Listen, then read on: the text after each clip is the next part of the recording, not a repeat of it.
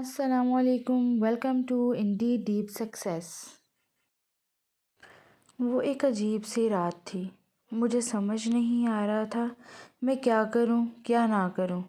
شادی کی پہلی رات تھی اور دلہن بنی بیٹھی میری بیوی نے کہا کہ خبردار مجھے ہاتھ مت لگانا، میں کسی اور سے محبت کرتی ہوں، یہ زبردستی کی شادی ہوئی ہے اور یاد رکھو تم کچھ بھی کر لو میری محبت نہیں حاصل کر پاؤ گے، نہ میں تمہیں چاہوں گی۔ اس کی آنکھوں میں آنسو تھے۔ میں حیران و پریشان پاگلوں کی طرح اسے دیکھنے لگا اور سوچنے لگا یہ کیا ہو گیا ہے۔ جب کچھ سمجھ نہیں آیا تو اٹھا اور وضو کیا اور نماز کے لیے چلا گیا اور اپنے اللہ سے ذکر کیا کہ یا ربا یہ کیسا امتحان ہے۔ مجھے ڈر تھا، بہت زیادہ ڈر، معاشرے کا ڈر، خاندان والوں کا ڈر۔ میں ایک مڈل کلاس فیملی سے تعلق رکھتا ہوں اور ایسی اونچ نیچ ہمارے یہاں عزت کا جلوس نکال جاتا ہے۔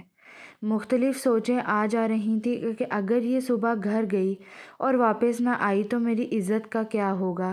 کیا پتہ یہ اپنے گھر میں یہ نہ کہہ دے کہ یہ نامرد ہے، اسے شادی ختم کراؤ۔ ایک بار تو سوچا کہ زبردستی کرتا ہوں، گناہ نہیں ہے میرے نکاح میں ہے، مگر میرا دل نہیں مانا۔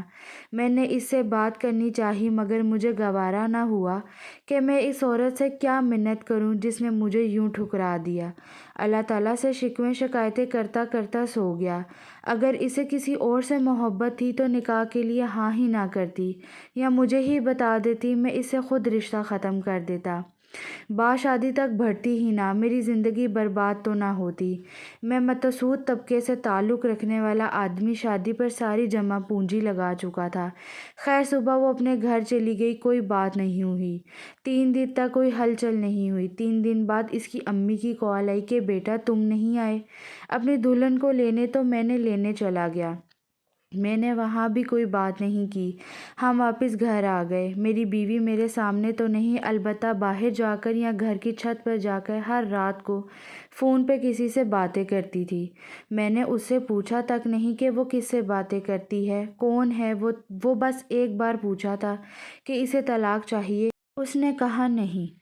اس کے فون پر جو عاشق تھا اس کا مجھے کوئی مطلب نہیں تھا۔ 5 ماہ ایسے ہی گزر گئے۔ میں کام سے تھکا ہارا رات میں گھر آتا، کھانا باہر سے کھا آتا اور جب بھی گھر آتا وہ فون پر ہی باتیں کر رہی ہوتی۔ ایک دن اس نے پوچھا ایک بات پوچھوں؟ میں نے کہا پوچھ لو۔ اس نے کہا کیا آپ کو مجھے دیکھ کر طلب نہیں ہوتی؟ میں نے کہا شادی سے پہلے بھی تو کنٹرول ہی تھا، تو تمہیں کیا لگتا ہے کہ اب بھی نہیں ہو سکے گا؟ مگر اس رات بات کچھ اور تھی۔ میں سویا ہوا تھا کہ میرے موبائل کی گھنٹی بجی۔ فون میرے دوست کے تھا۔ اس نے مجھ سے کہا کہ تمہاری بیوی کسی اور مرد کے ساتھ فلاں ہوٹل پر بیٹھی ہے۔ مجھے پہلے تو یقین نہیں آیا، لیکن جب اپنی بیوی کو گھر نہ پایا تو بے حد غصہ آیا، اتنا کہ مجھے اپنا دماغ پھٹتا ہوا محسوس ہوا۔ میں نے اس کی عزت رکھی، کسی کو کچھ نہیں بتایا، پر اس نے میری عزت نہیں رکھی۔ میں ہوٹل کی طرف چل دیا، خود کو پرسکون رکھا۔ وہاں اس کو کسی غیر مرد کے ساتھ بیٹھا دیکھا تو آواز دی اور کہا چلو گھر چلو۔ وہ چپ چاپ گھر آ گئی۔ گھر لا کر اسے میں نے تنہائی میں زوردار تھپڑ مارا کہ میری انگلیاں اس کے منہ پر چھپ سی گئیں اور اس کو بولا اب تم اپنے گھر دفع ہو جاؤ، آج سے میری طرف سے آزاد ہو۔ جب تمہیں طلاق چاہیے ہو تو کہہ دینا، مگر میرے ساتھ میرے گھر میں تم ہرگز نہیں رہ سکتی۔ وہ عورت یعنی میری بیوی آج بھی اپنے مائکے گھر میں ہی ہے، طلاق نہیں مانگی اس نے، اور ہاں جس کے عشق میں وہ پاگل تھی اس نے اس کو اپنایا ہی نہیں اور اپنا مطلب نکال کر بھاگ گیا۔ ایک دن روتے ہوئے اس کی کال آئی تھی کہ مجھے اپنا نام سے محروم نہ کرنا، بس بھلے ہی مجھے اپنے پاس جگہ نہ دو لیکن طلاق مت دینا، بس ایک آخری خواہش پوری کر دو۔ میں نے اس کی خواہش کا احترام کیا، اس کو طلاق نہیں دی۔ اس کے بعد مجھے 3 سے 4 سال لگے خود کو نارمل انسان بنانے میں۔ عورت پر یقین کرنے کہ ہر عورت ایک جیسی نہیں ہوتی۔ پھر آخر میں نے دوسری شادی کر لی۔ اب الحمدللہ میرے 3 بچے ہیں۔ میری یہ دوسری والی بیوی بہت ہی نیک نکلی۔ پتہ نہیں وہ 2-3 سال جو میں نے حوصلے سے گزارے اس کی وجہ سے اللہ نے انعام کی صورت میں دیا کہ میں اب تھوڑی سی بھی ہمدردی کو بہت بڑی بات سمجھنے لگا تھا۔ میں ذرا سا بھی پریشان ہو جاؤں تو میری بیوی کی نیندیں اڑ جاتی ہیں۔